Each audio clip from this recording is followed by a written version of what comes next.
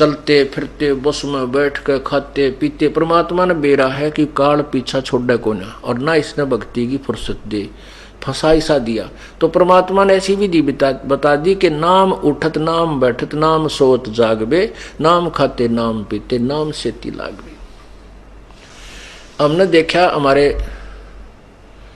खेतों में जो हल जोड़ा करते थे हाली, कुछ तो हमारे मतलब हम उम्र थे, कुछ बड़े थे, तो तकरीबन हमने देखे वो क्या करा करते, हल जोत रहे हैं और रागनी गा रहे हैं उसका पीछे पीछे है, कोई फिल्मी गाना गाता गाता अपना काम करा। परमात्मा के अब हम वही परिश्रम करते करते कहता आरती कर ले, रमैणी कर ले, और बातें आ बातें मंत्र श्रवण करे राम नाम का, ना परमात्मा की महिमा के शब्द गान लग जा, तो वो उसके द्वारा बीजा हुआ अन्न भी परमात्मा के मंत्रित हो जाता है उस वाणी से, और फिर वो उस अन्न को कोई खावेगा उसका भी दारों लग जाएगा। इब गावा रागनिर पीवा बीड़ी और फिर बीज बोए रत राग, उसका क्या असर होगा फिर उस बीज से, सारे नशेड़ी हो गए उसी तरीके से।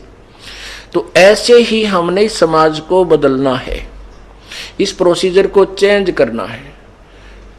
किसान मजदूर मजदूरी कर रहा है, अपना सिमरण करे, और सिमरण तो मन हट जाता, फिर अपना भगवान की दो चार जो भी वाणी याद आ हुआ है गान लाग जा, फिर उस वाणी तो छिक ले, तो फिर सिमरण पर ला दे, फिर रमैणी करने लाग जा, फिर शाम की आरती कर ले, चाहे काम करते करते मजदूरी करते करते आरती कर ले, रोटी पोते पोते कर ले, बर्तन साफ करते करते कर लो, क्योंकि वो तो आत्मा से करनी होती है।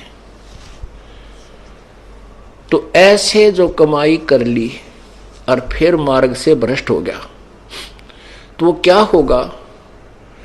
अब ब्रह्म जैसे श्वास के सिमरण की कितनी कमाई, फिर एक ओम नाम के मंत्र की कितनी कमाई हो जाएगी जो सतनाम के अंदर है।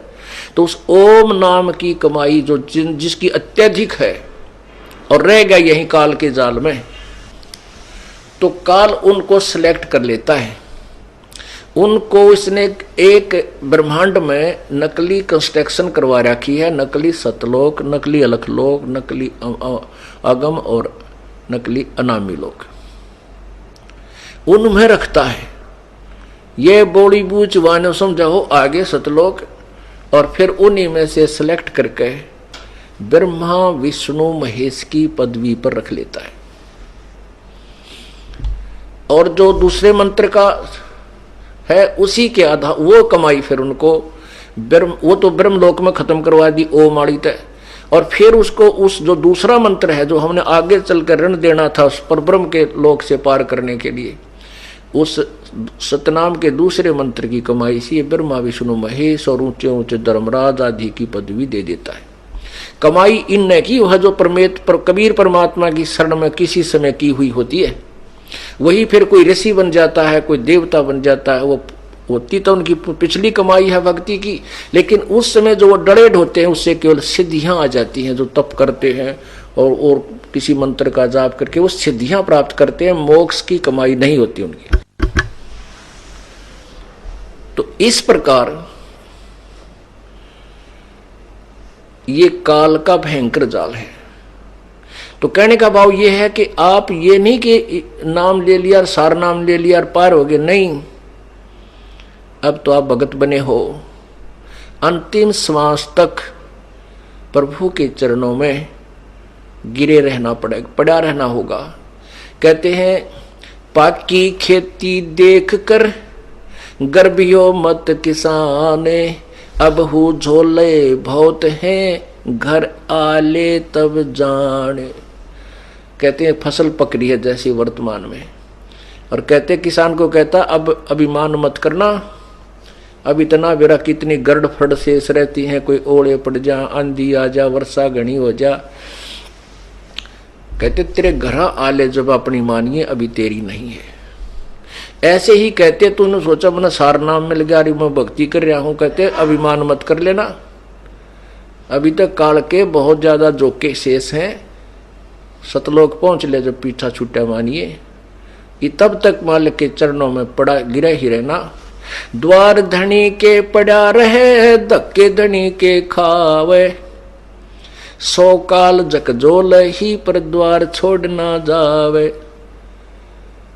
राम नाम रटते रहो, राम नाम रटते रहो, जब तक घट में प्राणी, कब हो तो दीन दयाल के भनक पड़ेगी कान। के अंतिम श्वास तक नाम जपता रहे और कदे तो दीन दयाल के भनक पड़ेगी कान। और जब वो प्रसन्न होगा 1 सेकंड में आपको सतलोक बिठा देगा। 1 सेकंड के अंदर ऊपर पाओगे तुम, काल में पता भी ना चले कौन से रस्ते गया।